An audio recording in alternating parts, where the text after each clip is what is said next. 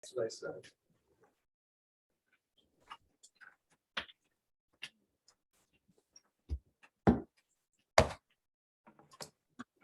This is August regular. All right, welcome everyone. I'm calling the August Town of Pine Plains Planning Board meeting to order. No,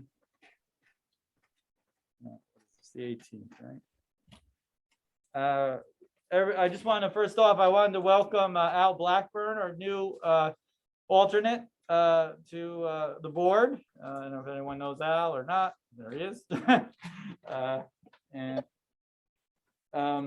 First up on the agenda is the Durst Corporation, the Hudson River Project, Hudson Valley Project, Durst Corporation, and I guess we finished the scoping sessions, the last one being on the 31st. We had 10 days, or to the 10th. We had more comments come in through email and mail, etc. And now I guess Frank, or Taylor, are you guys going to speak first, or what? What did we decide? I can't remember. Frank, you're muted. You're muted, Frank.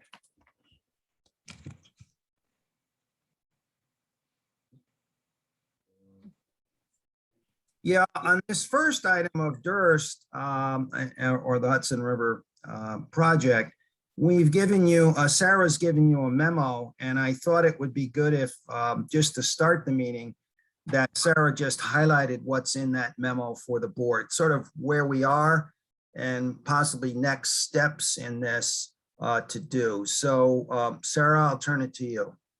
Sure. Thanks, Frank. Good evening, members of the board. Nice to see all of you virtually. I submitted, I believe you received my memo yesterday. Mr. Chairman had sent that around. So a fairly brief memo just walking you through where we are in the process. As you know, you held scoping, which was completed on August 10th. There were 2 scoping sessions. And in all, you received 19 written letters that were submitted through the 10th, as well as there were 7 speakers at the session on the 21st, and then an additional 9 at the session on the 31st. So all in all, a pretty good turnout for scoping. You know, typically you may just get a handful, so there's quite a bit to digest. We are still in the process of digesting all of the letters and the comments, but we wanted just to walk you through quickly the next steps.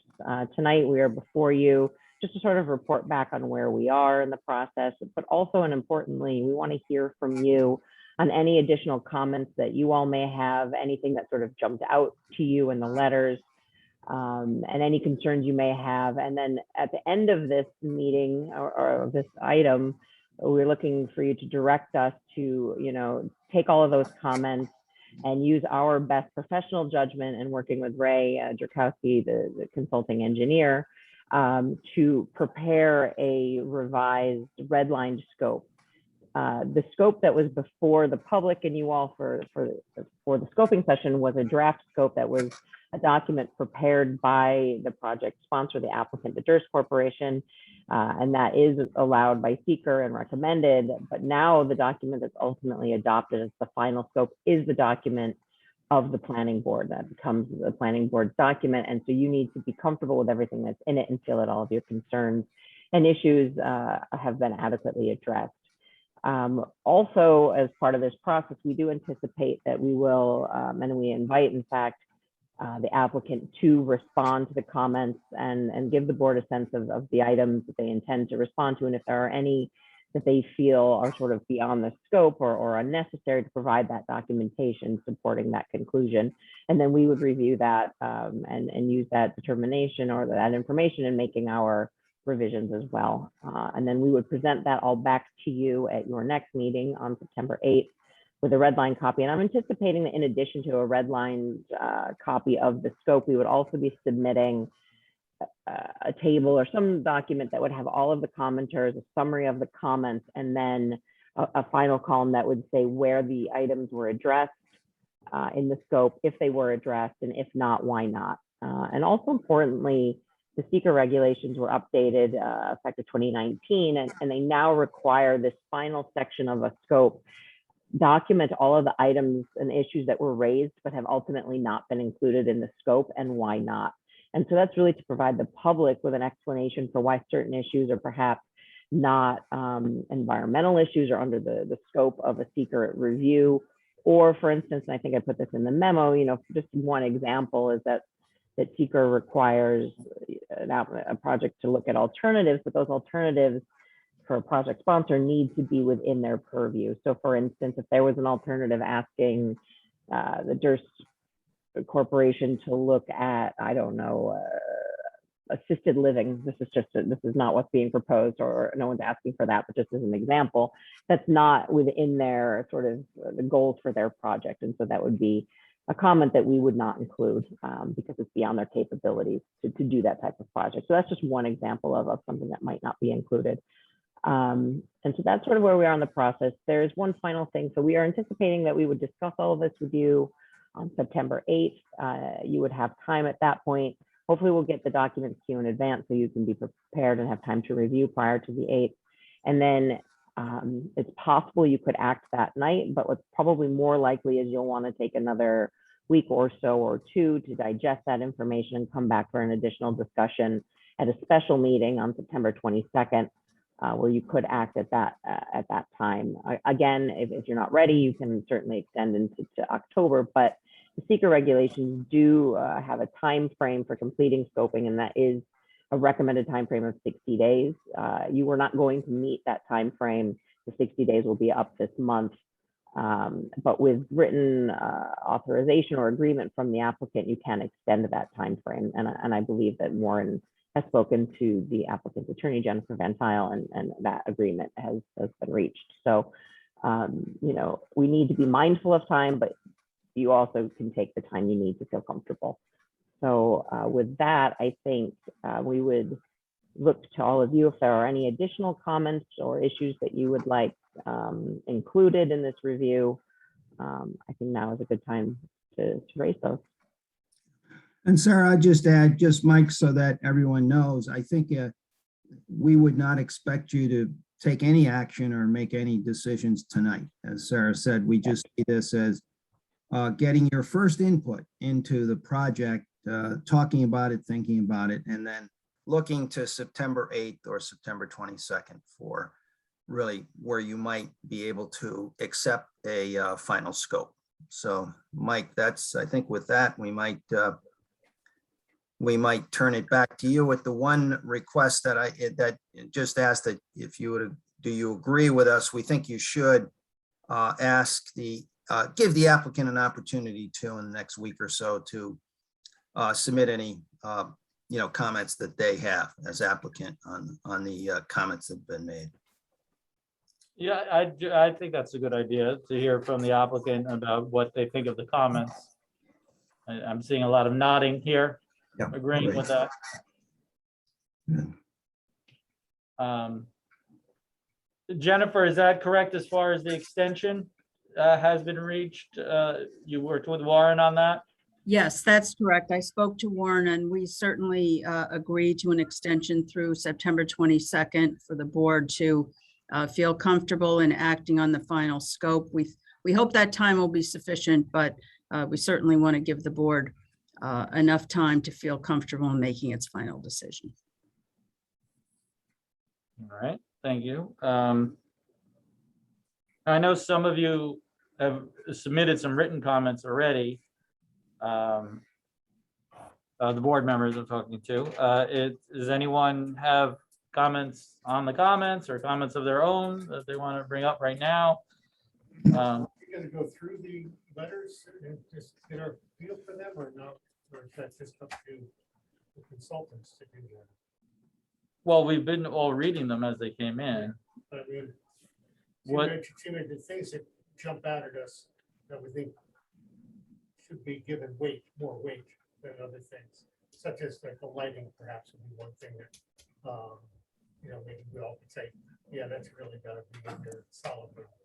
I don't know that I have a list of things. Well, when they come up with this table that they're talking about, it will help us. Yeah, that's why, yeah, definitely, the extra time is gonna be helpful. Mhm. Also, Mr. Chairman, if I can't see actually who was just speaking, but I keep moving my head as if I move enough over, I'll be able to see you.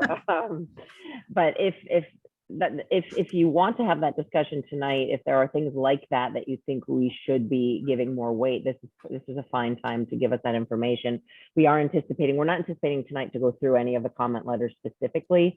That we anticipate that would happen at the next meeting, but we have read the letters and are aware of what's in them. So if there are issues like that you want us to be paying a little bit more attention to as we go into sort of the red line, this is a perfectly great time to give us that feedback. Right, and that's why like getting that table will be really key. So before the next, sometime before the next meeting, so the board will have time to review it and be able to be prepared at, when, at the next meeting when we're looking at the red line copy along with that table, so that we have cogent together thoughts. I mean, trying to pull just letters out, obviously right now it's a little hard. Like Dick said, we heard about lighting a lot. We heard about trails and public access issues a lot. We heard about finance. What was that? What's that? Ridgeline. Oh, Ridgeline. And financial issues for the town. Financial exposures, et cetera. We heard that a lot. I mean, that's just off the top of my head. I don't know if anyone else has any. The access points and That open space. How is that really Defined. defined? Is it adequate? How is it going to be managed? Yeah, is it in the conservation easement?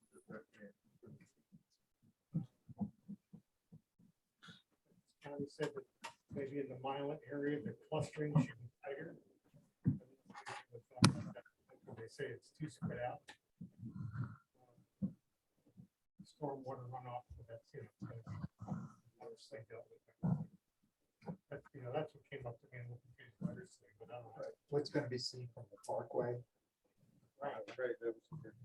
Maybe what's gonna be seen from the top of Stissing Mountain. That's a view shed that was mentioned. Maybe should be. I spoke to, what was that gentleman's name from Winaki? Warren Rosenthal. Warren from somebody from the Winaki was it Surprised you can't put the Winaki Land Trust called me, Frank. Yes, yeah. And I don't know if he, what role that they could serve, or is that something we're looking to speak to him? I spoke to him. He called and emailed me a couple times, and he was just basically offering there if the applicant or the board were interested in involving someone like his organization for, I guess, managing these open spaces is what they would do, or not really manage them. They just set the guidelines for them. I'm not quite sure, but I don't know. What do you think about that? Are you familiar with them? Well, I think we're very familiar with land trusts. I'm not familiar with that particular one, but I think we found land trusts to be, very valuable in terms of land management and land preservation.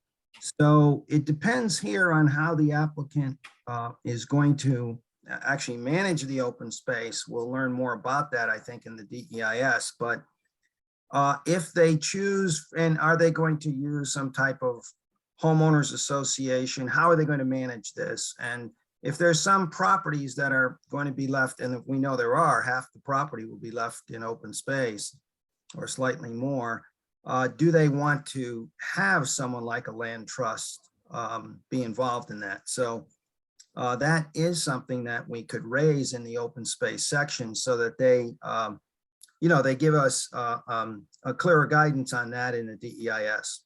So it's I think it's good that they call. Yeah, I mean, that sounds, like a pro and con in that section, or what they're thinking of that looking like. That would be good to include. Right.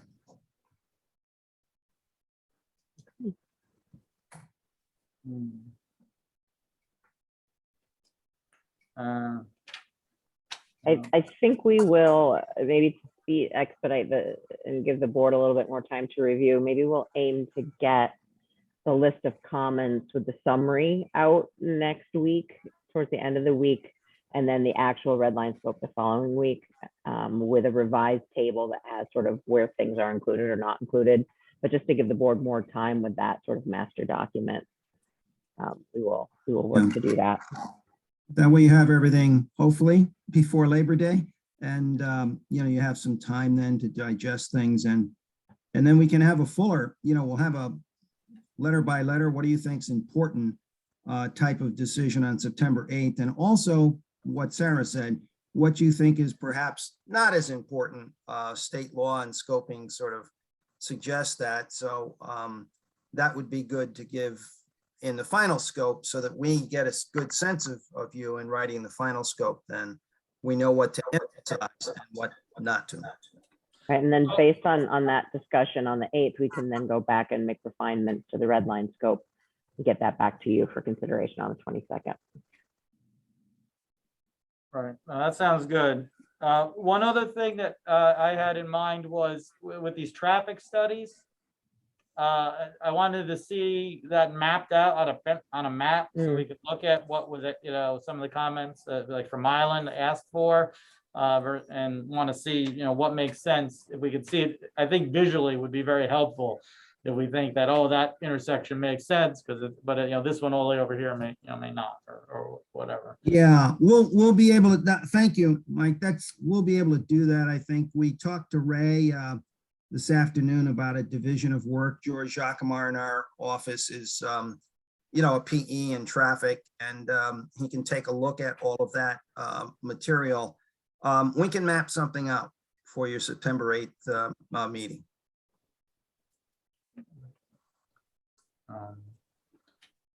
I see Tom is here, Mr. Darby from Myland. Welcome. I don't know if did you want to say anything, or you're just popping into? You are muted, by the way. You're muted.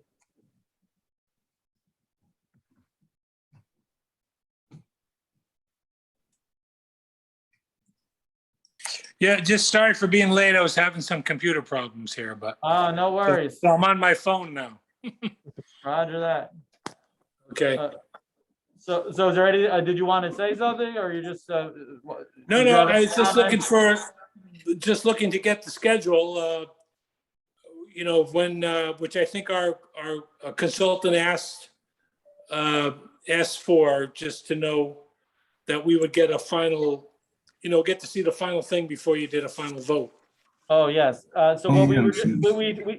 what we just spoke about as far as the schedule is concerned is they're going to get to us a red line copy of the final scope draft, and also this file with the table with all the comments mapped to the sections of the DEIS. And so we can see that this comment goes in this section, is already in there, et cetera, be able to look back and forth between the two and to see that it's in the scope or not already. And that'll be for before our meeting on the 8th, our regular September meeting. And then we will look to have a special meeting on the 22nd of September. And that's probably the first point where we would take, look to actually take action on it. Okay. And All right. actually, Tom, I just wanted to follow up on that. I'm Hi, glad. Liz. I wasn't sure when to just cut in, but anyway, I'm Liz Axelson. I work with Tom Darby. I'm a planner from CPL. And we work together with the board to put together our scoping comments. And so I guess there's a memo. I don't know if the Town of Island Planning Board could be privy to that talks about the timeline. I'm sitting here trying to take notes as quickly as possible.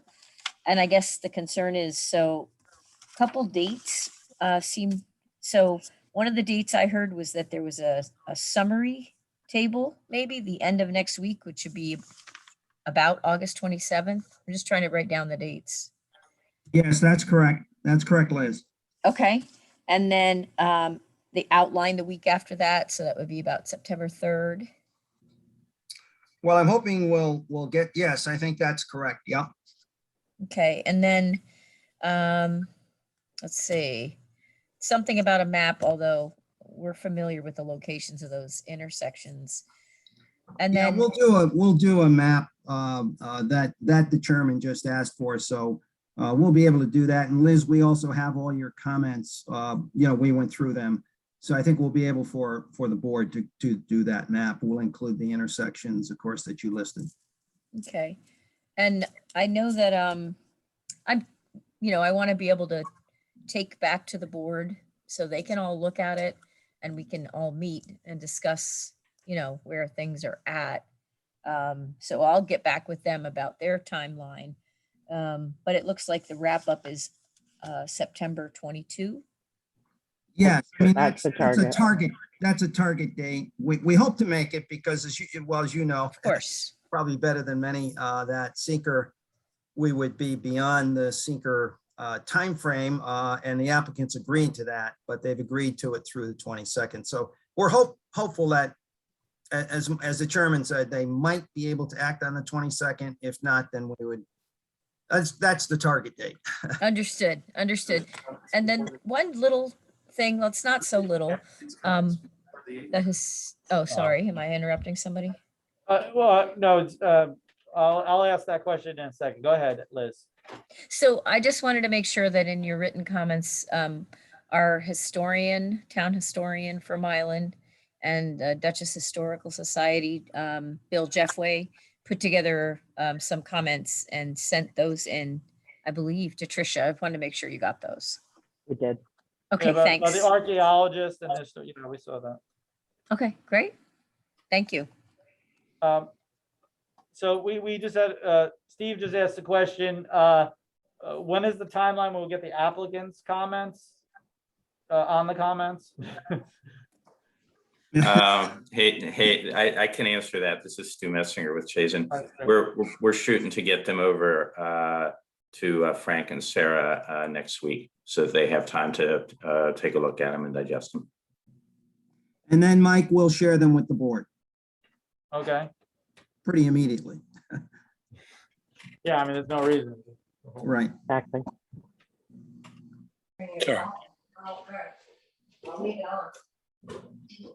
All right, so is that it from Mylan wise, Tom? Yeah, that's it. All right, great. Thanks for making the meeting. One quick thing, if Oh, I talk with the Mylan Planning Board, if we need a couple days based on our meeting schedule, I guess we just ask and see what happens, right? Pretty much. couple of days, what do you mean? Well, I don't know when their next meeting and what their agenda will be. And it would have to fall after September 3rd to work. So I need to find out from them when would be the next time that they could start looking at this. So they would have a response ready by the 22nd. So hopefully it'll all dovetail nicely, but if they need, Well, you also Another- you don't need to hold whatever you guys come up with or want to say, right? You send it to us as soon as you have it, when they meet, or as soon as you can collate it after they meet. okay, And get it to us, because I mean, that's not something we have to just talk about the meeting. You can circulate, amongst our board here, and the consultants and et cetera, before we meet, right? yep. So you don't have to hold back to wait to the meeting then. Oh, no, we won't. Okay. We'll pass it along. Yeah, We Well- understand well- facilitating. I'm sure we'll be able to work, quickly to get a response back. Okay. After we get the final look there. Okay, sounds good. Okay. All right, well, is there anything else, Frank, to go over at this point, or I think we're good, right? I think we're good, and probably go to the second item on the agenda.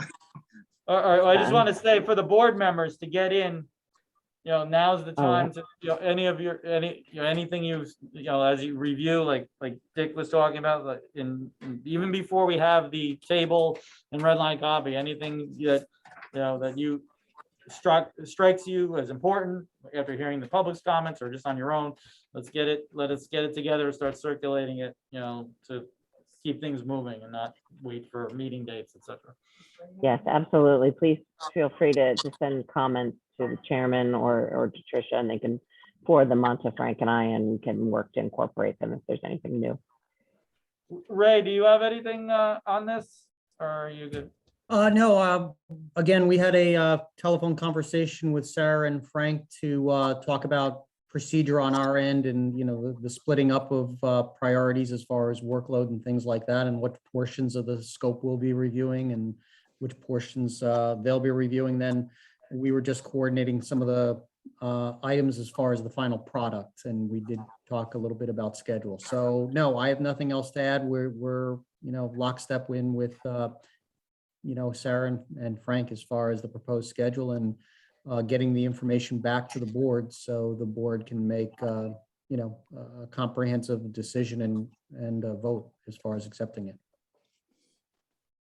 All right. Sounds good. All right, thank you very much, everyone. Thank who's Okay. For this project, obviously. Thank you. BFJ. Take care. Everyone who's staying for the next subject, please stay. Everyone else is free to go. Okay. you all.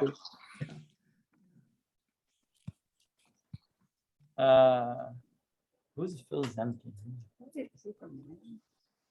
What's that? Phil Zemke, I'm chair of the Milan Zoning Board, Oh, okay. and the town asked me to just listen in because, you know, we're an appellate group, and the Milan Planning Board would be referring things to us. But this is just for me to get some information, see who's doing what and what the schedule is. And I am interested in the second part of the agenda, sure. which is You're your welcome. review comments for zoning. For our zoning changes, yes. Yeah, I don't Okay. know, again, you know, how much of it's going to affect the Milan zoning aspect of it, but we'll find out. Okay.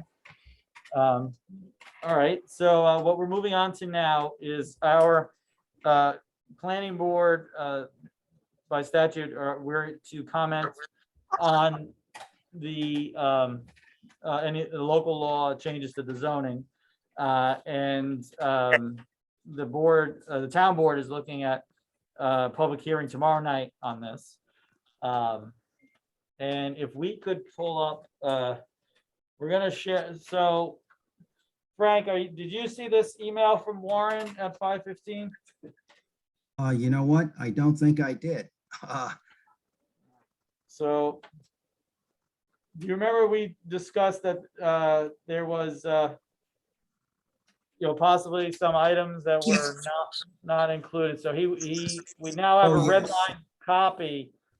And I'm not, you know, obviously Warren couldn't be here tonight. He had a Rhinebeck or something meeting. But I'm not quite sure how this affects timeline wise.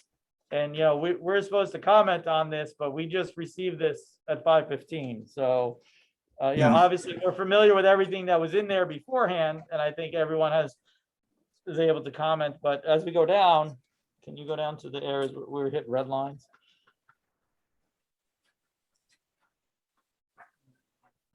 Here we go. So here we start seeing, so these are changes that were just, what this was though, it was in the narrative that the zoning review committee was generated by BFJ from the zoning review committee's actions. That was then given to the town board.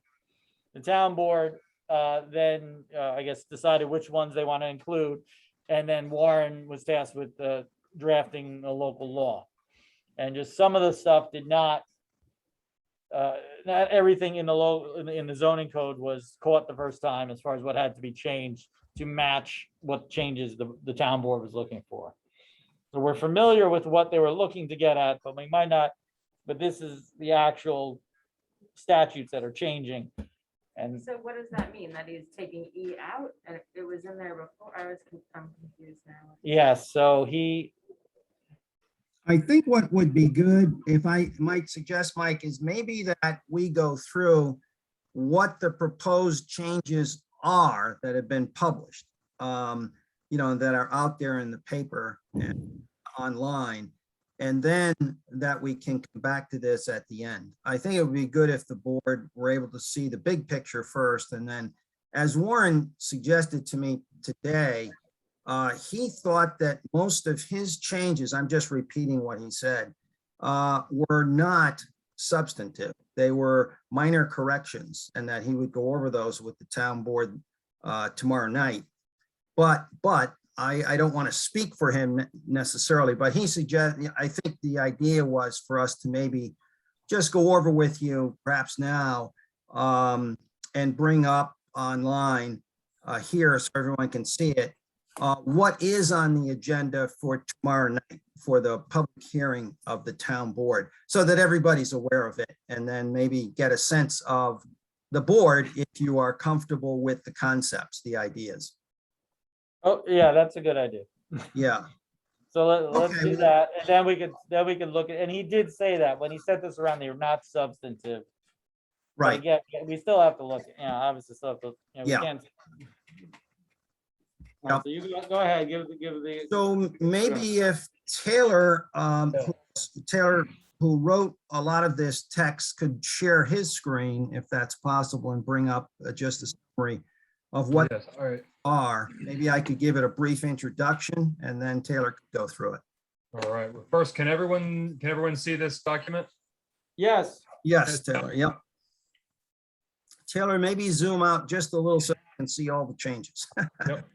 We'll zoom in later, yeah. Yep. So what you have here, as you know, just a little background here, the town board appointed a zoning review committee, sort of the so-called ZRC, which I think some of you are very familiar with because you were on it.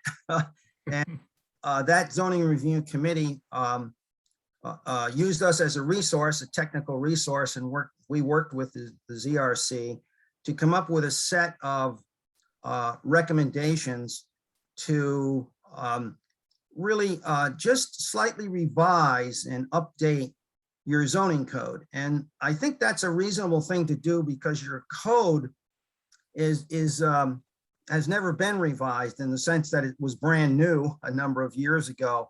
You adopted your first code. And I think the idea behind this was, are there some things that haven't worked well and other things that could be improved in the code? And those were done in two sections. One was text changes, and these are the text changes that really the zoning review committee forth to the town board, and the town board chose to hold the public hearing on. And there's another set that the town board would like to develop later, and those are some map changes. So these are limited to zoning text changes proposed first by the zoning review committee and now officially by the town board.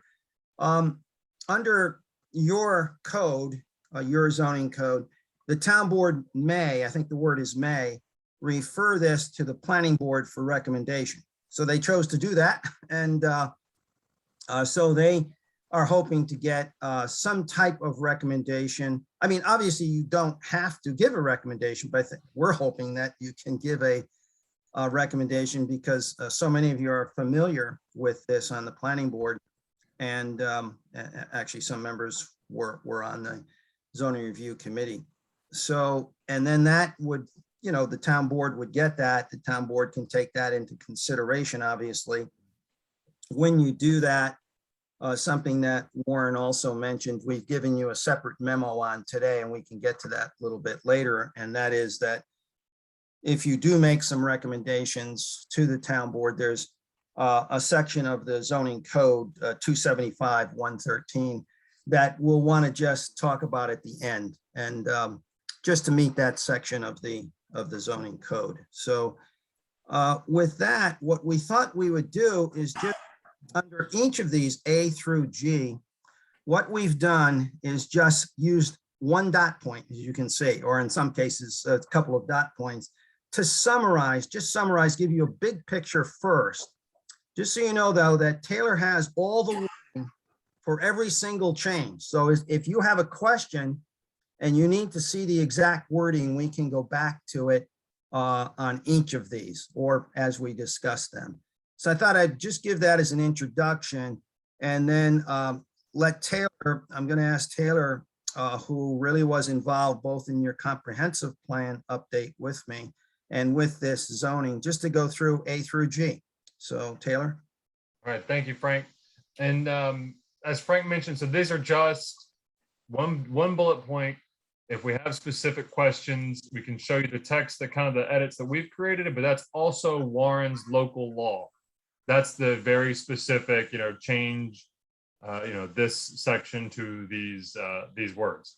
But like, so for item A, the ZRC tasked us with just removing the NND district from the zoning code. So that is simply, there's one section of the code that discusses the NND, remove that, and then remove all other mentions in the code. So in footnotes, if it's in another paragraph somewhere else, remove it. What we understand from the ZRC is that it's been about 10 years. Nothing has been approved under the NND. There was only one previous application, and just that the NND, which is the new neighborhood development, the way it was set up is just confusing, and it just wasn't working out. Removing the NND district does not preclude, any applicant from coming to the town and proposing their own zoning, or doesn't preclude any other, special developments. It just removes this method of doing it. And so I'll just move on. I'll keep moving unless someone interrupts the question. So you're looking for us to comment as you go through this? As you wish. I can keep going. We can comment at the end or after each one. I think that's good. If anyone has any issues or strong comments they want to make on any section, speak up, please. Okay, go ahead, Tim. Right. So accessory dwelling units, that's item B. There was in the text, it was not explicitly clear that a property owner or a homeowner could live in the principal dwelling, the big house, or the accessory dwelling unit, the unit in the backyard or whichever. So simple text change that clarifies that a property owner can live in either the main house, the main principal dwelling unit, or the accessory dwelling unit. That's it. I'll just add very briefly here that the committee, the review committee, thought that this was a way to help, particularly in the hamlets, the idea of some affordable housing, and also help senior housing.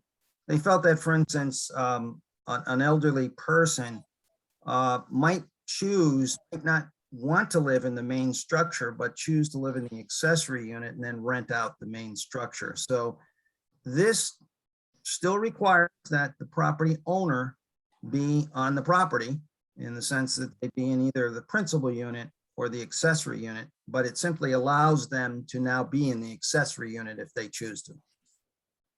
And this would also, the workaround we had kept doing last year, this would now make that we didn't have to worry about.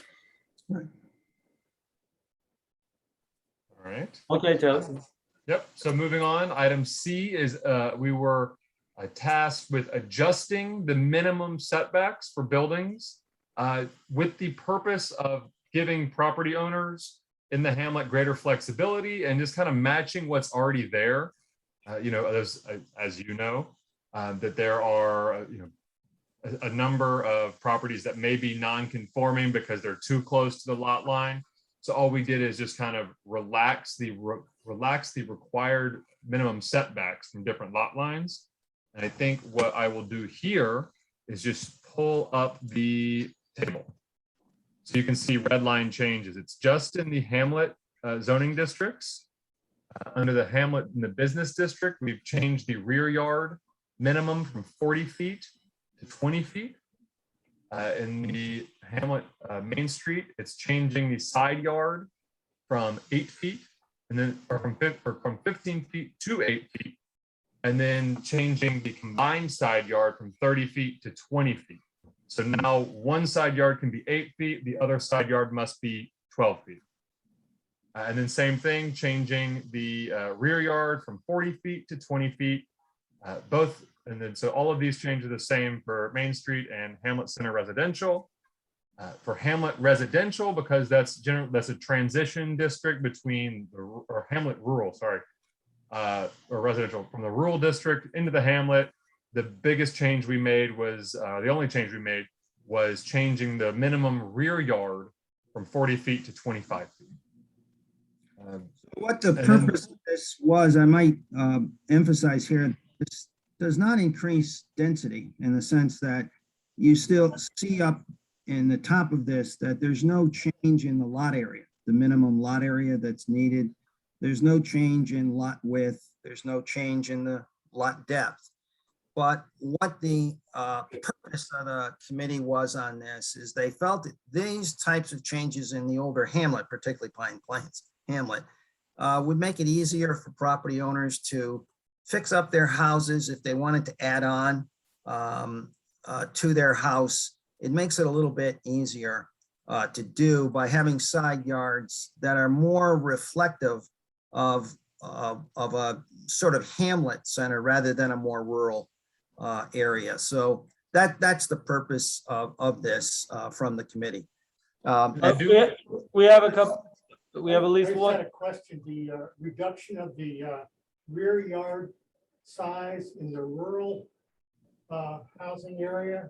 No, not rural, residential, Hamlet Hamlet residential. Residential. Okay, never mind, never mind. The rural is not touched. Yeah, I misspoke. I'm sorry.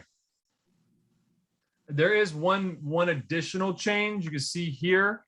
It's this footnote 6 that we've added to Hamlet Main Street and Hamlet Center Residential.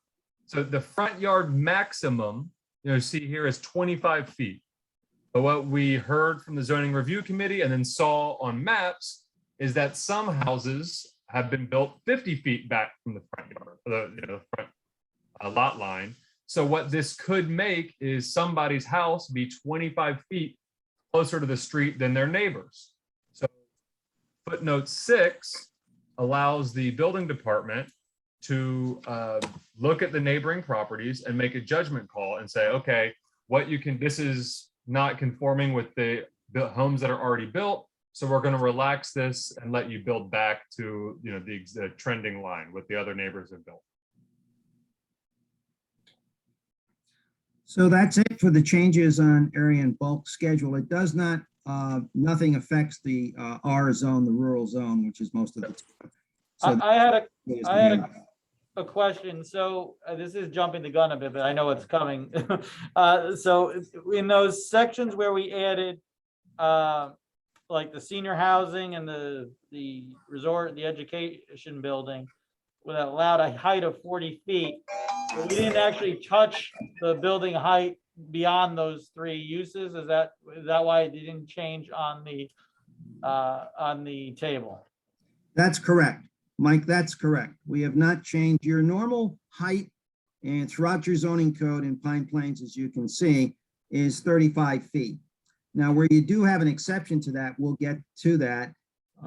It exists now. For any school building, you allow 45 feet. For instance, the high school. I just happened to think of that because we were just in it for. But other than that, it's basically 35-foot height. We are making some suggestions on that, and we can get to those, Mike. Right. Okay. I was just checking that Yeah. it only changes for those. Okay. Yeah, that's right. Vicky, did you have a comment or you're just? All right. That's the time.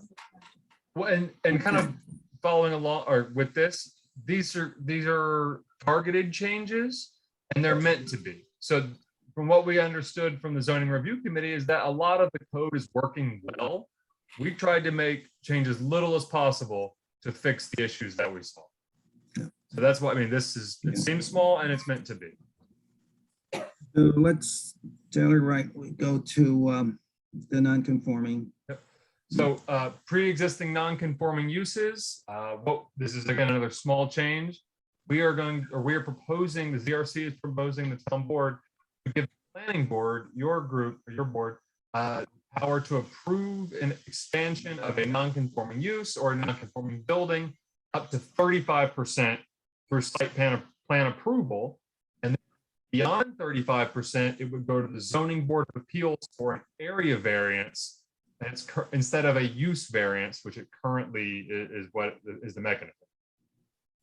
By the way, currently, just so you know, you have that power up to 25%.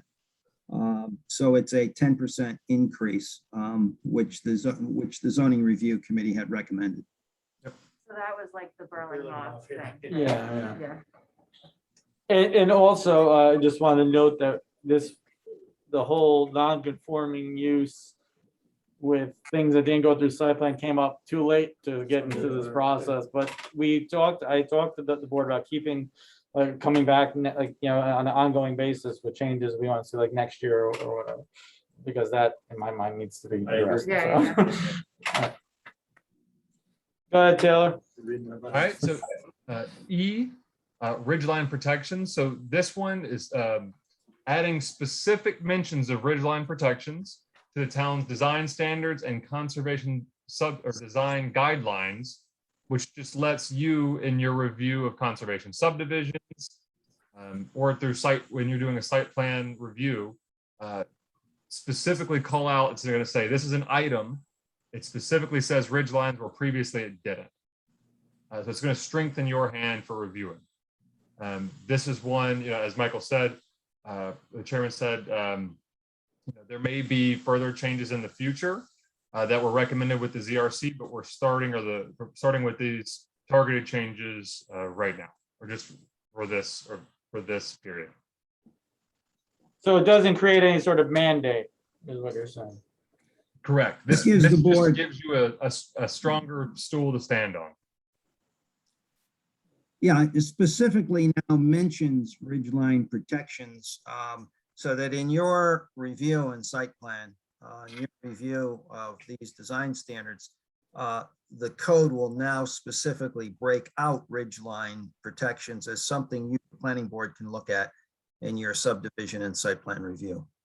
And you may already do this, but the thought was to make it specific and explicit in zoning code. And we also talked about handing people that are building the guidelines. There was that guideline sheet from Red Hook, I think it came from, where it Yes, yeah. gave ideas to, just here, suggestion, you might want to think about siting your house this way instead of this way, etc. Yep.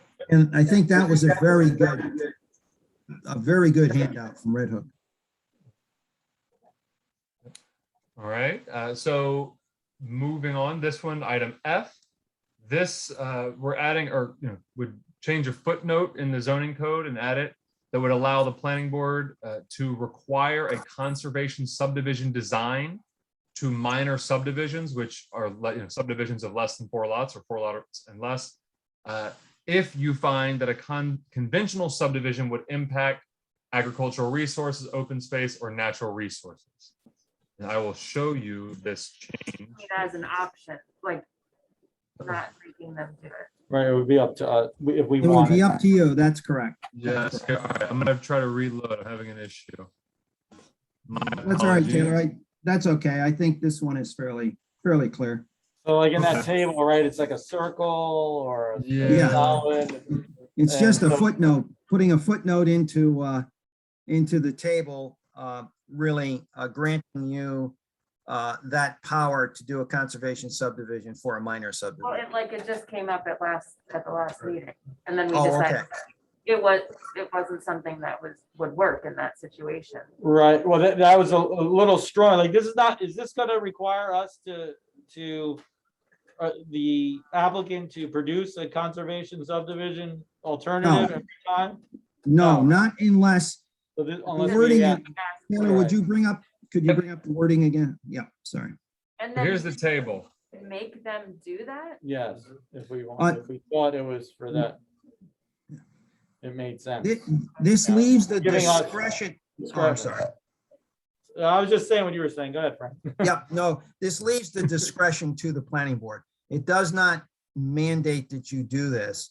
It just gives you the power to do it where you feel it might be appropriate. But if it's not appropriate, you don't have to do this. It's just granting you the power to do a to look at, to ask an applicant to look at a conservation subdivision for a minor subdivision. Right. And by the way, I think you'll find what you did in the last meeting, I guess. Many of the minor subdivisions are so few lots that a conservation subdivision may not make sense. So, but the idea of the zoning review committee was that you ought to be granted that power. So it's in your discretion when you look at a minor subdivision. That was their. Yep. Just adding footnote 1 here. Yep.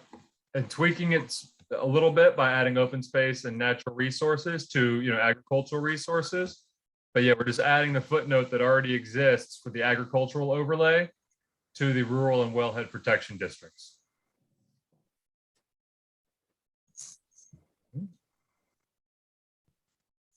And then lastly, so this was a question that we got from the zoning review committee was, as you know, the town of Pine Plains limits pretty much all buildings to 12,000 square feet.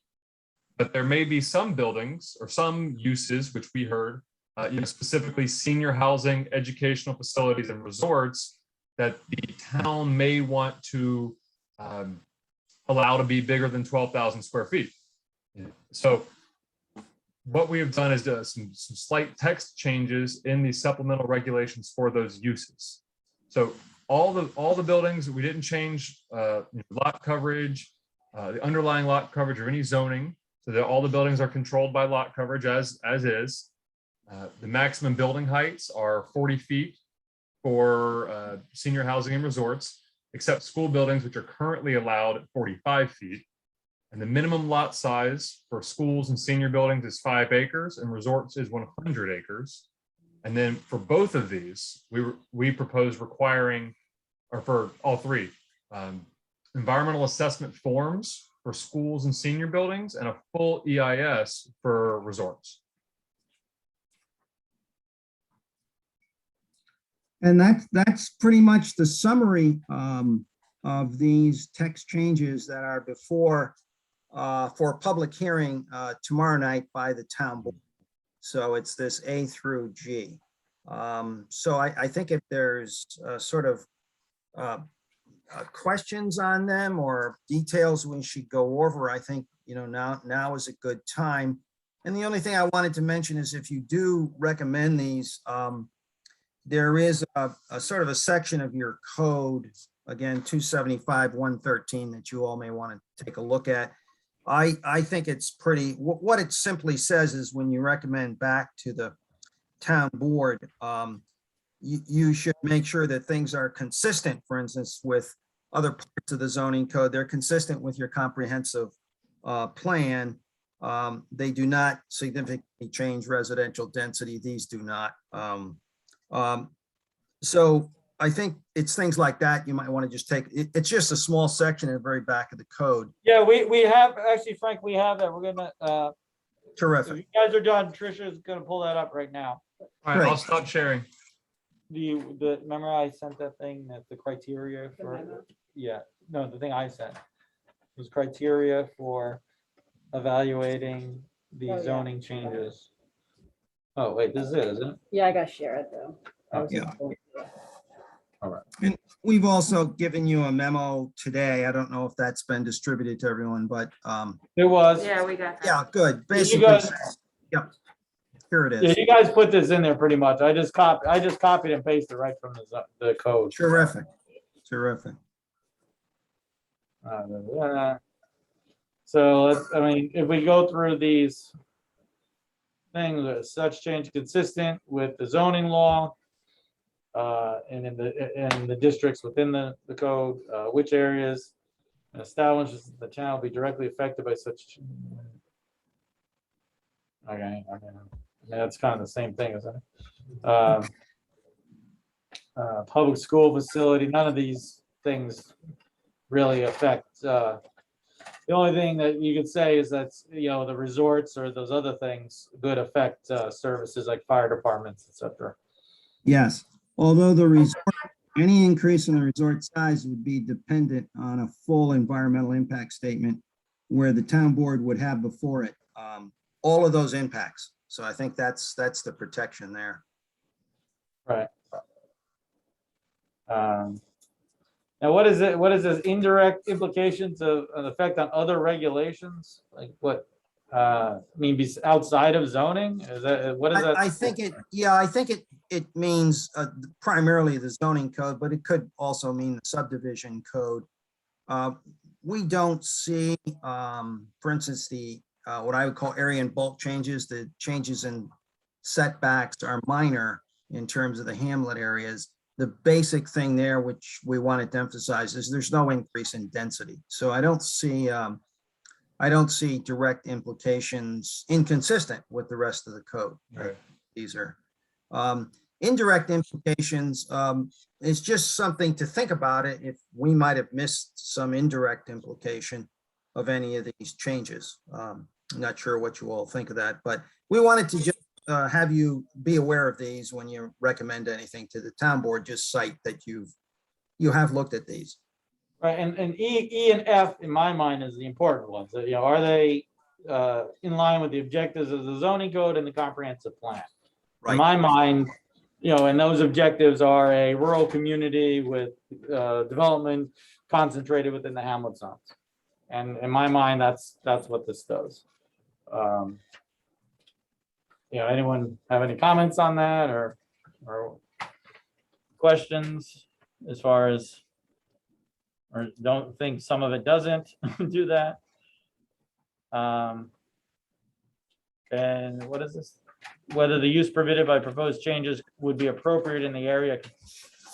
The only use changes, I guess, were the senior and the And those are they're currently allowed, for instance. they're just not allowed at that size. So They're not yes, allowed right. at a larger size, right? Yeah. Correct. No proposed use changes as in which districts they're permitted or not permitted or how they're permitted. Yeah, we're not making any map changes here. These are just text changes, and we're not changing any basic uses that are not allowed now.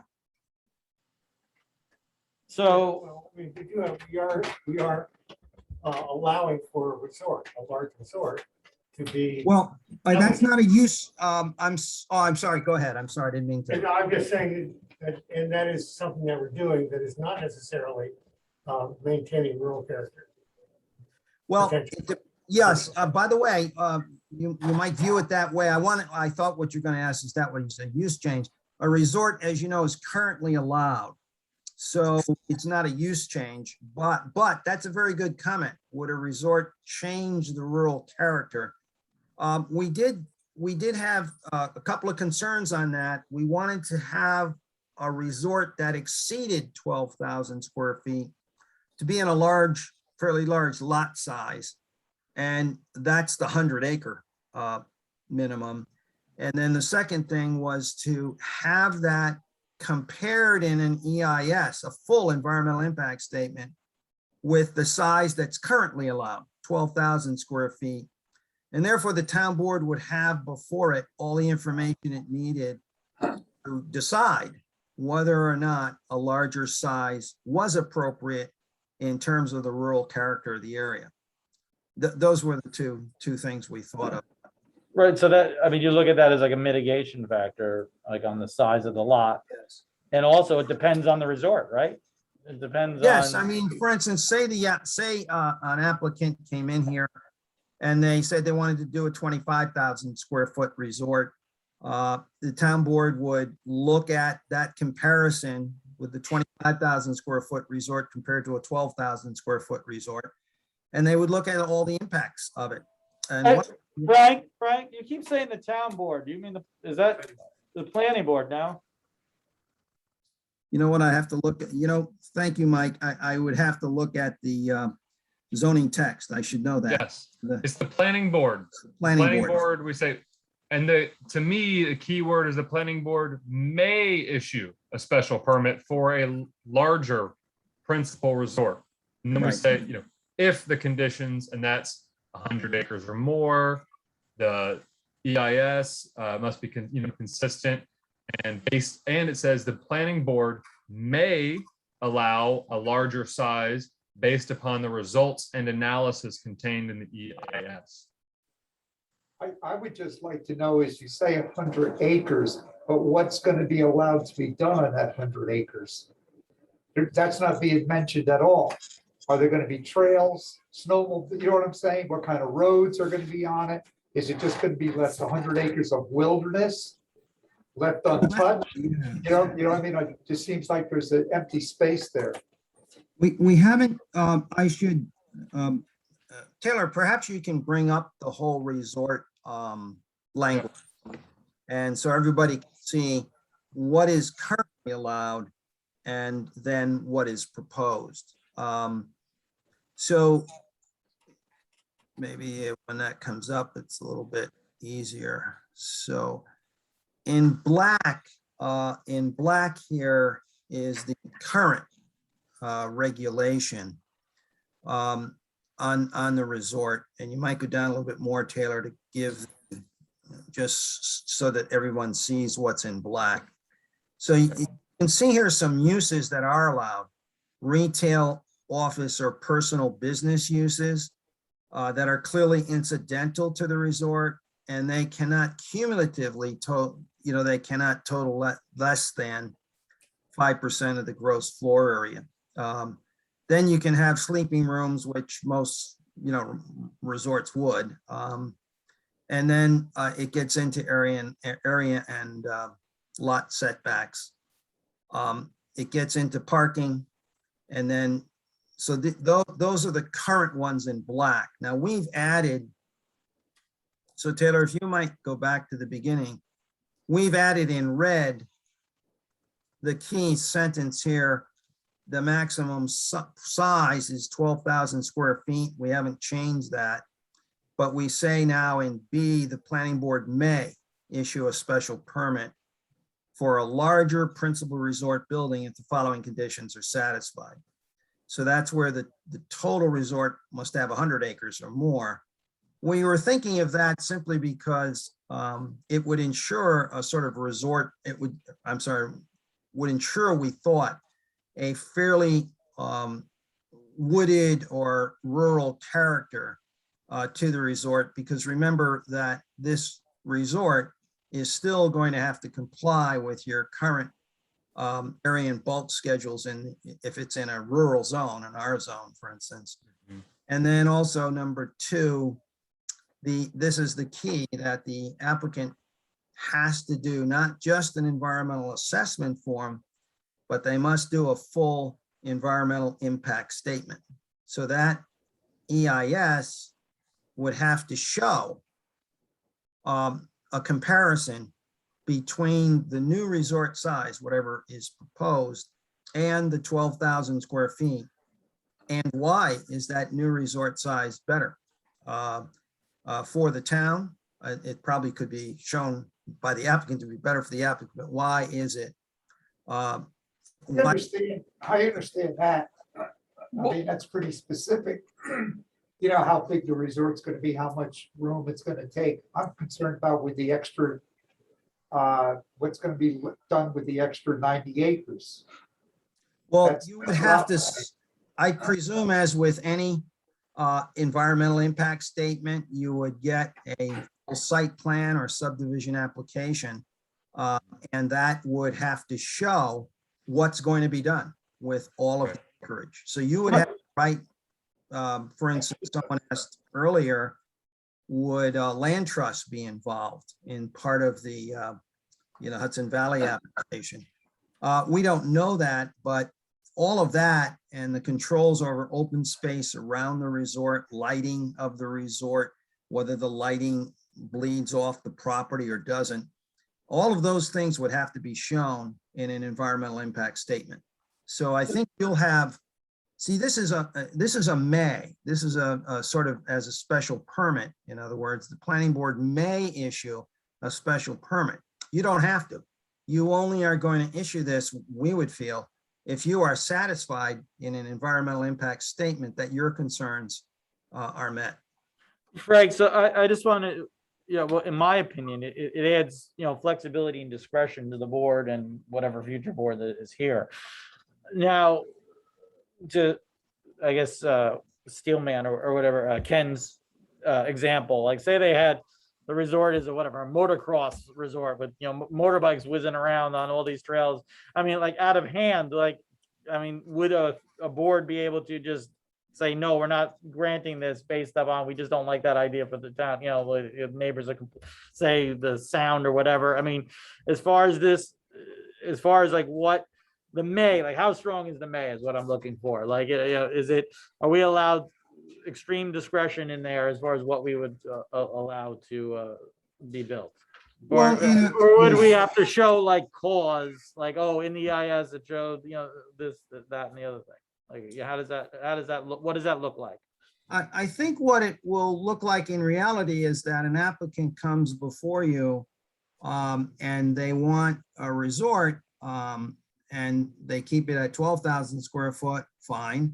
But if they want that larger size, it is clearly here a special permit and it requires a full EIS, so that your discretion is fairly broad on the granting of the special permit, because you're going to have before you whatever question you have on that larger resort, you can ask, for instance, in the scoping document for the EIS.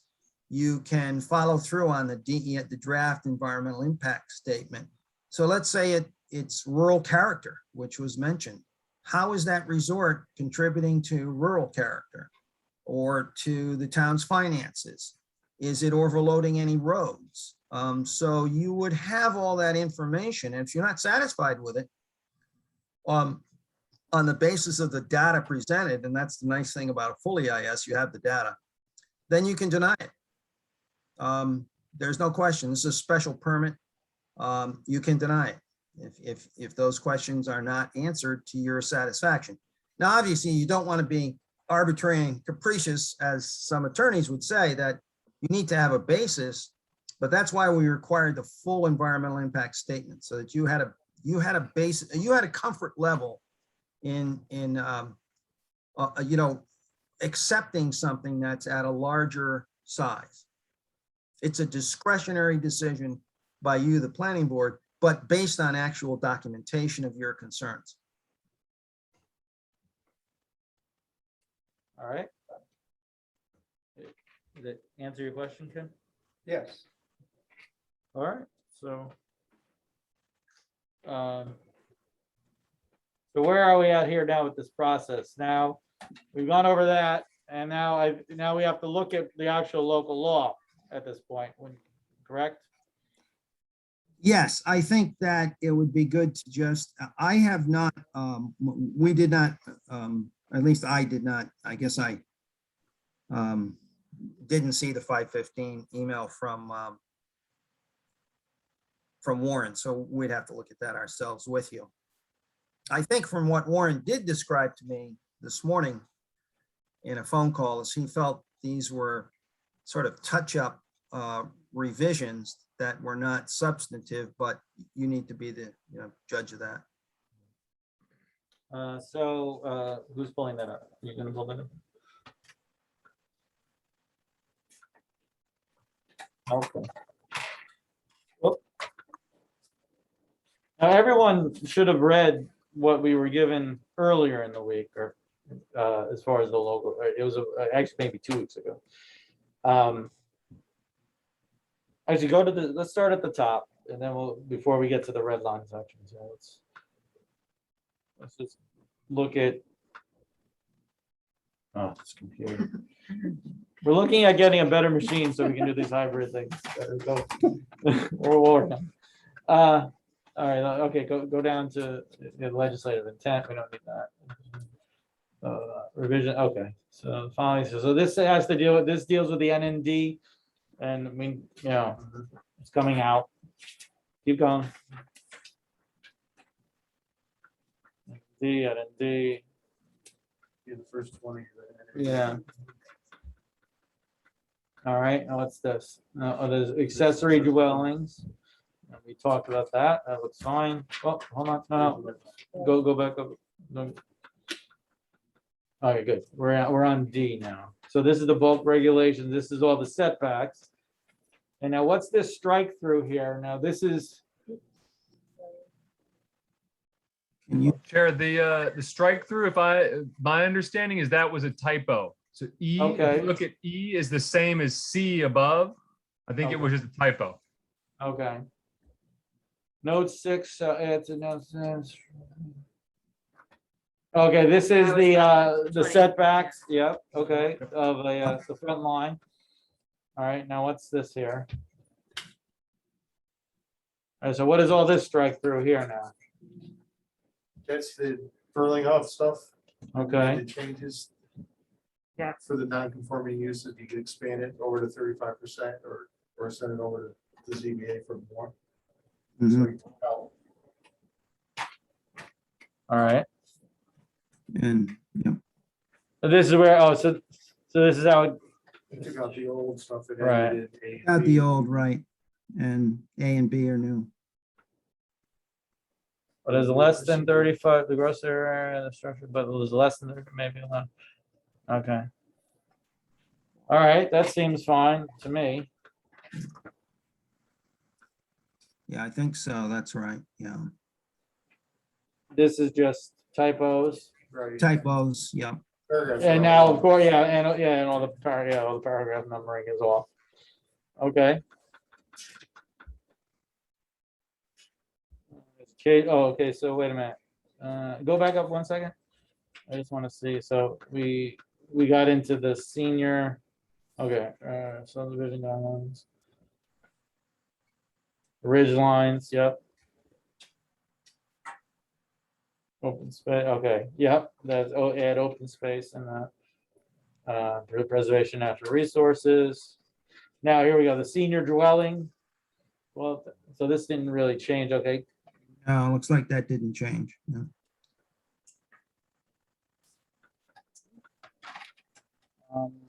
Yeah, just, Educational. Right, that,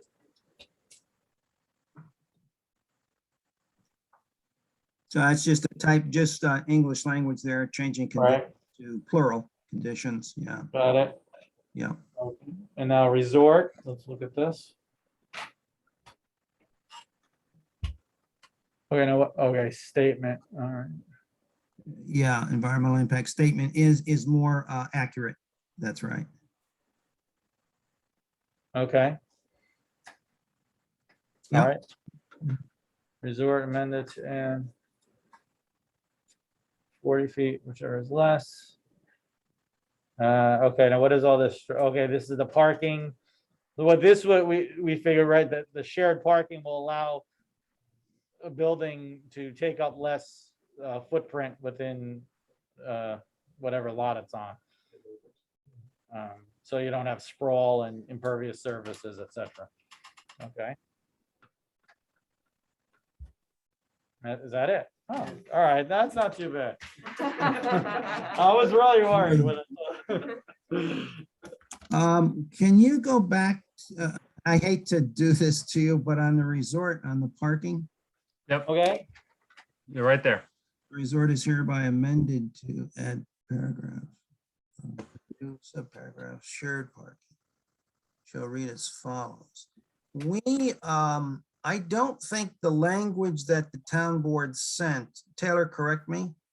The language that the town board sent had only a new section called shared parking. It oh, did- right, it didn't have did not- structures. Yeah, it did That's not correct. did not delete the parking requirements. The town board chose not to delete them. That's correct.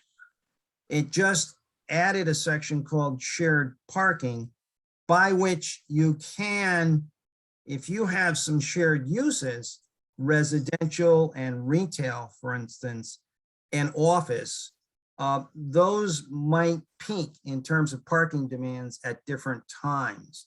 So we added shared parking, and so the planning board didn't have to sort of say, oh, well, you must meet every one of these exactly. It would allow the applicant to say, oh, well, here's the requirements, but because they will not be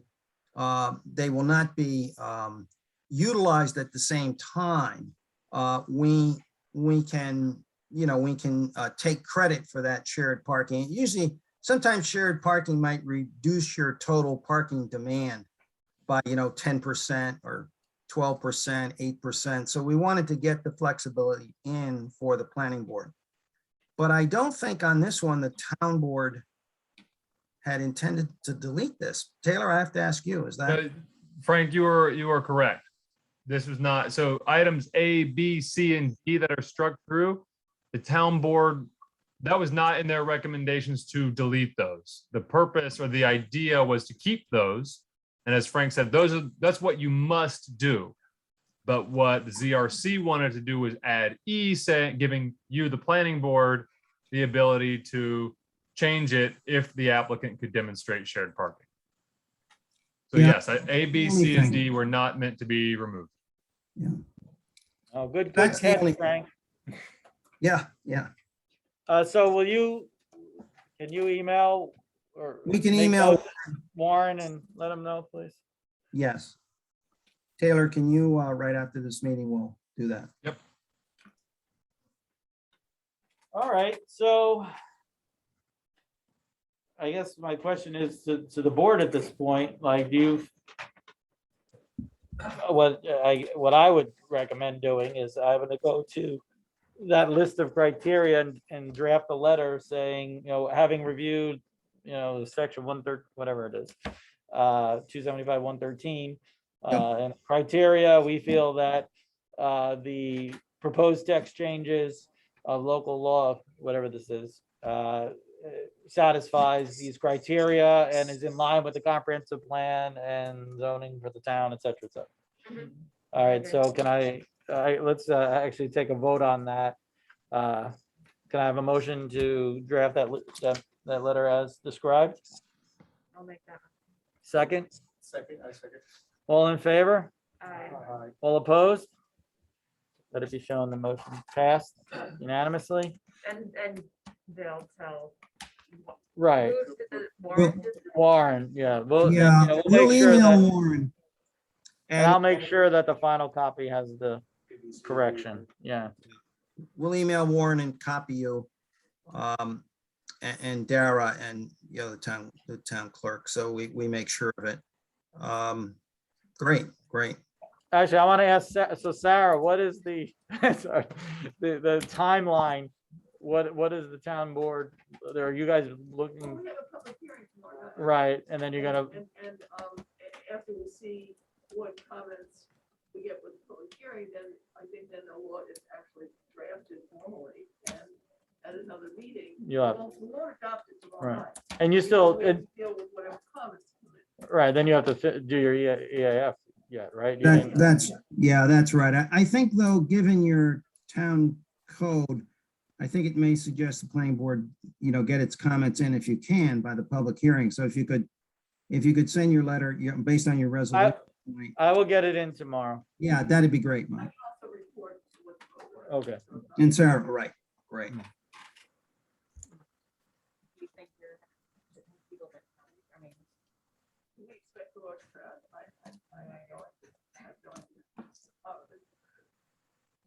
Our planners think that it shouldn't be too much opposition to these types of things. I wouldn't think so. Oh, and then D crowd's gonna show up. All right. Well, thank you very much, gentlemen. That was very thorough. And Great.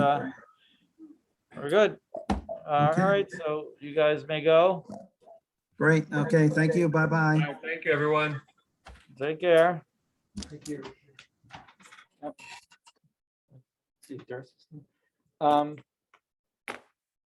Where are we, were you able to make those changes to the minutes that I sent? Not yet, but I saw them. I will do that. So do we want to hold off on that? Or you want to do it? Just pending those Pending changes? Yes. Actually, before we get onto that, just Drew, so I can let Drew go if he wants. Is there anything you have for us? No, I have nothing. Well, the one thing I just wanted to talk, the process you described that we talked about, that you suggested doing. Right. Because, yeah, we're, now that we're kind of busy, we're like applicate and I have to get with Tricia, and we have to do some things in the back end too, where, you know, we have these applications that come in, and then we don't even see the maps, like, we haven't seen the maps for Capuano yet, like, they got their approval, and I guess they're busy with the Department of Health or doing, I don't know what. So there's all these applications, we had Boyles, where they just like went ahead and did the thing without, you know, getting our approval, right? They said put the merger deeds in, and so I want to kind of get that process more regulated, and Drew had a great idea, for instance, for someone who has a site plan approval, that he's going to issue a certificate or at the end to say that, yes, you've satisfied everything. And they have to, you know, come to him and say, here's the map, you know, Michael signed the map. You know, I'm all, you know, and I won't sign the map till they're all paid up.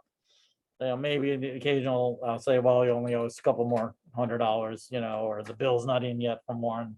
And if I trust them, although we're having issues, right? There's been issues like zoning, people stiffing the zoning board for like fees and escrows and stuff. So, you know, I'm gonna be very militant about getting escrows going forward, you know? And I think the purpose of that final document is everything has to be complete before they're given you. Right, So they're only willing to do what they want them to do to get that. right, right, because people, you know, people are not finishing the process and then just going about their business, and it's you know, not cool. So we're just trying to get a handle on that. Now, I guess I'll report back when we have that more formalized. We also need to create like some spreadsheets in the background where we keep track of okay, this application is now finished and signed and certificate issued or whatever it is, and then et cetera. And then keep an eye on these other people that, you know, I don't know, like, you know, it's weird, you know, they get these approvals and then they're, I don't know what they're doing, but so anyway, that's all on that. Thank you, Drew. Thank you. Everybody have a good night. Good night. So as far as the minutes are concerned, did everyone get to review the minutes? I didn't see any changes from anyone else. I had more form changes. Because we're a hybrid, I want to indicate that it's a hybrid session. I want to indicate who is hybrid and who is in person, and make sure you know, point out that the board was in person. Just so, you know, to cover us, you know, make sure everyone's clear who the board was here. Again, who knows what's going to happen now with this upsurge. Whenever we get a new governor, if they'll do anything, or I've actually been in contact with Sue Serino's office talking, because there's some proposed changes to the open meetings law, you know, trying to bring it into the 21st century where, you know, let's, you know, have some flexibility, because right now, if you wanted to be on Zoom, you would have had a notice with the meeting notice, your address, and people could show up at your house and like sit there and watch you do the meeting. That's the only way that you could be remote. So that's, you know, it's like, whatever. Yeah, it's obviously, it's, you know, when people met in person, this was to prevent backdoor deals, but, you know, backroom deals, but now, you know, that doesn't make sense in today's world. So hopefully they'll eventually, once they get their other issues straightened out up there, you know, they'll maybe work on that. There was some legislation floated earlier in the year, but it never went anywhere because, you know, they ran out of time. But unfortunately, as I said, we'll all have to be here unless, you know, executive order or legislations change. I went through this whole training, and it's really, there's like no, and there's actually, it's very interesting.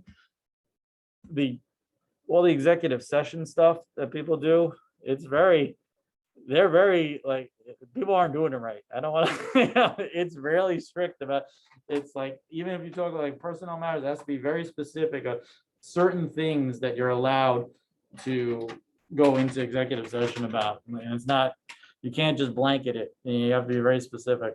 And just because it's a personnel issue doesn't mean you can just do that.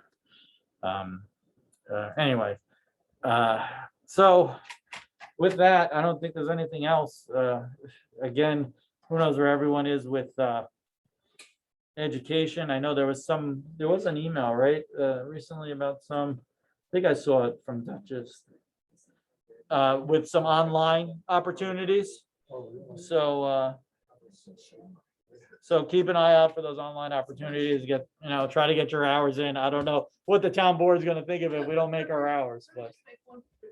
Just raise one issue tonight, is that the town board is in the process of considering the new state marijuana law. Oh, right. As to whether or not we should opt in to have a commissary that sells marijuana.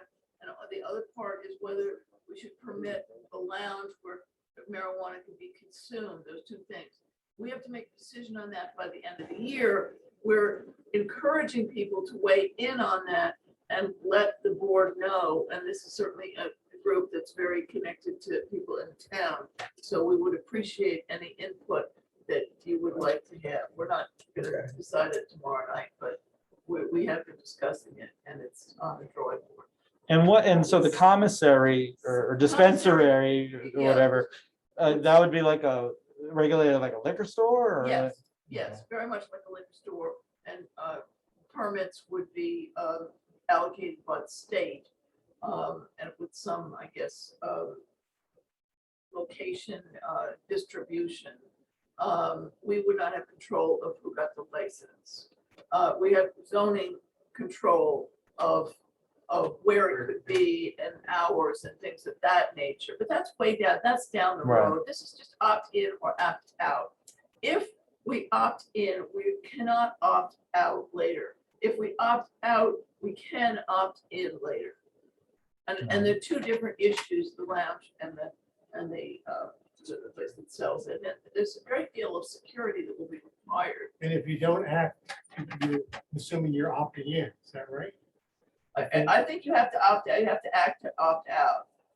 And then there's a permissive referendum so the public can challenge what the board determines. If they get a petition together, there can be a referendum. So is New York State asking every single town? Yes, yes, they are, yes. So there potentially could be one in every single town. Well, I don't think I don't think there would be that many. I think they will limit the number. I don't think it's definite that we would get one if we opted in. They're just asking. Yeah. Right, and then of course, Licenses, right? I don't know, we don't know how many licenses will be. But a lot has not been set up yet. But what does happen is that a certain percentage of the tax on it will go to the town. So it's a substantial amount of money, actually. Over time, it's a rather substantial amount of money that the tax that the town will get if they opt in. If the town opts out, they will get no money from that. Speaking of that, what about, does anyone have any questions on that or anything? No, I just want to say to Sarah that I was disappointed at the meeting the other night. There were only 6 people there from the public. Okay. I just thought. For the It wasn't discussion. a public hearing, it was just, Well, no, I it was a know it wasn't a- workshop meeting It for was a us, workshop. for us to discuss it. But I thought that there would be more. Yeah. Well, we have got quite a few 30 letters. letters. We got really quite a Did you have substantial number of more? letters, and the letters run about probably 2 in favor for every 1 against. I think it's about like that. And they did a survey up in Ankrum on it, and that was the result that they got there also. But I think they didn't specify about whether a lounge would be permitted or not, that there was just in or out. But the lounge is. And that would be like inside, right? The lounge That one or it could be outside too? Could it be like outside, like a dining? That's not specified. I mean, obviously that. is Well, like I would more- say- In California, they're having some outside lounges. Yeah, I would think there'd be more people in favor of it outside than inside. And Well, it then, depends where the it other is, thing- right? Like the if other it's thing like is that in town versus out on a farm somewhere. Well, you it's know? not Where even you are not- hypothetical. where you are not permitted to smoke cigarettes, you would not be permitted to smoke marijuana. That doesn't mean you couldn't do edibles. So there's that aspect to it too. What? So what? So is tomorrow a public hearing or that's being held No, later on? no. This is just comments, preliminary comments for. It's Just just that we had the workshop the other day. And tomorrow we have the public hearing on the zoning. But it's not a public hearing tomorrow, but On the marijuana, no, it's not. right, it's on the zoning. Right. What about the cell tower thing? What's going on with that? The 5G? Okay, What? I don't want to be quoted on this. because- Okay, But we have discussed it with our lawyer, okay, and our lawyer was not enormously concerned about coming to us as okay. a problem. You know, I don't want to say what Warren, I mean, I don't want to. All right, well, yeah, if it's I don't the wanna be attorney, responsible for saying that was Warren's advice, but that was the sense we got, and we haven't taken any major action because he was not, did not think that we needed to be alarmist about it at this point. If anybody hears anything differently, let us know. what this is about is the What? 5G towers. Yeah. They're more numerous and not like these giant things. I guess they're more on poles, like on utility poles. But one could appear on your property or something.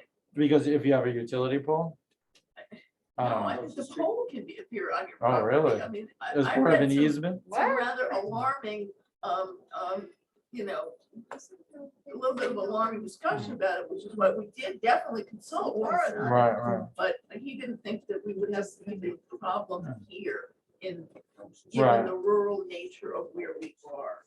I think that was the thing. By the way, did you see they were laying fiber down Main Street yesterday? Really? I don't know who that was. Did you find out who that was? Was that blue line? Yeah, I don't know what the blue line, yeah, I don't know what the blue Oh, I line. saw that too. Yeah, well, It Because goes, like, what is it that? it goes I and don't goes and goes forever, and it I doesn't make thought any they were, like, sense. gonna put a white line there. I just thought they were gonna go shoulder. Yeah. Nobody said anything on Facebook about nothing. Yeah, It was very discreet of you. I feel like unless you were really looking, Yeah, you but wouldn't see it. Otherwise, I'm Go sure by. they would. the blue line, it was like physical, it was like, Yes. it was like a Yeah. rope or whatever, or a Yeah. little It string. looked like somebody Right. snapped. Yeah, Yeah. First I was like, did this fall off a truck? And they just dragged it. and like it's on the side, I'm like, yeah, But it was looked really too weird. orderly. All right, thank you, Sarah, for updating us on that. And with that, Wait till we Oh. get to the minutes. oh, right, we never did vote on that, oh, sorry. All right, so I had the changes, so I'm looking for a motion to accept the minutes with my proposed changes. All in favor? Minutes are accepted. Also note that the transcripts came around and they have to get posted. I sent got an email. Okay, good. From the scoping session to the stenographer's transcript. But I mean, the videos are there. I mean, there's plenty of info for everyone. All right, can I have a motion to adjourn the meeting? And I have a second from Ken or take your pick. Okay. All in favor? All opposed? Meeting's adjourned. Thank you, everyone, Our very next much. meeting is gonna be the regular. The next meeting is a regular date.